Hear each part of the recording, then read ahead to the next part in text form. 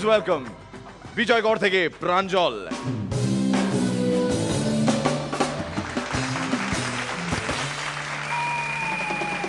এক জনদরদী নেতা, নাম হচ্ছে বলদ বল। বাহ।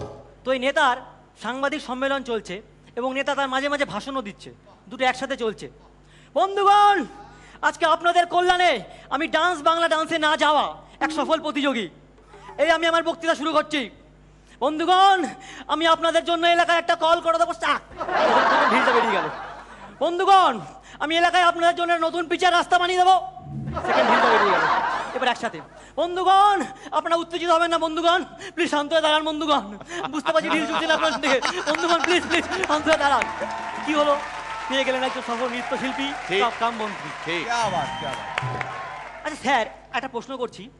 শোনা যায় আপনি নাকি বিরোধী দলের যে সমস্ত সুন্দর হ্যান্ডসাম শিক্ষিত সুদর্শন নেতা আছে এদের সাথে অনেক রাত পর্যন্ত অনেক গোপন রুদ্ধধার বৈঠক করেন।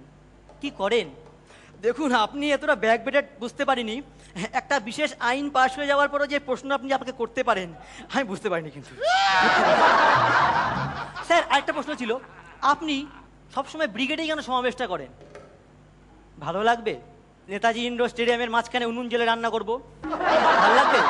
হ্যাঁ, ওই ফ্লোরে কুটনো কাটবো, গ্যালারিতে অস্থায়ী শৌচাগার তৈরি করবো, ভালো লাগবে আপনাদের? ভালো লাগবে? আচ্ছা, লোকে আমাদের নেতাদের নিয়ে বলে অ্যাটলিস্ট নাকি 50টা শকুন মারা গেলে একটা ভবিষ্যতের নেতার জন্ম হয়। 50টা শকুন। আপনারা কথা মানেন? মানেন না? কথা মানেন না তো? কিন্তু আমি মানি, জানেন, আমি নেতা হয়েও মানি। সেদিনকে বাড়িতে বসে ডিসকভারি চ্যানেল দেখছিলাম, দেখছি একটা জায়গায় অনেকগুলো শকুন মরে পড়ে আছে, 50টার অনেক বেশি। হঠাৎ হাসপাতাল থেকে শাশুড়ি ফোন করলো, বাবা বলদ তোমার ছেলে হয়েছে বাবা। বলুন তো।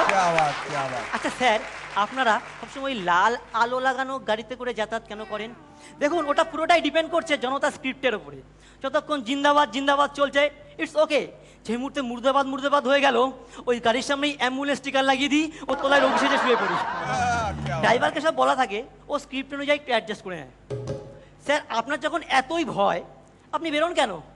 আরে অত ভয় পাই বলে তো কনভয় নিয়ে বেরোই, বুঝতে পেরেছো? Very good. কিন্তু আমার ছেলে গত বছর স্কুলে ফেল করেছিল, ক্লাসে উঠতে পারেনি, কিন্তু আমি ওকে একটুও কিছু বলিনি। বলুন কেন? কেন? ওর ক্লাসে 80% ছেলে ফেল করেছে, মেজরিটি ওর দিকে। সবাই জানে মেজরিটি উইন্স।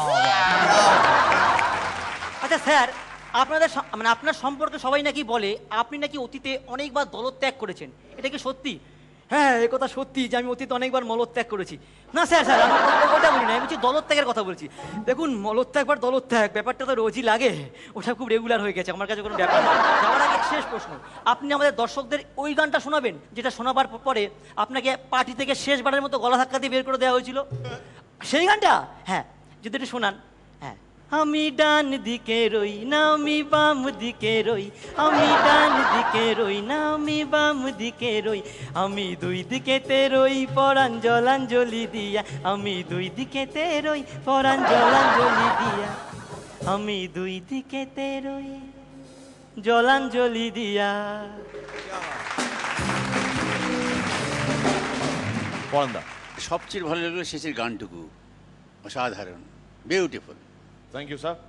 শ্রীলেখা। হ্যাঁ, অনেক বক্তব্য ছিল প্রাঞ্জল, কিন্তু সত্যি একটু কোথায় একটা রিলিফটা কম ছিল, যে রিলিফটা শেষে গানটায় একটু রিলিফড হলাম।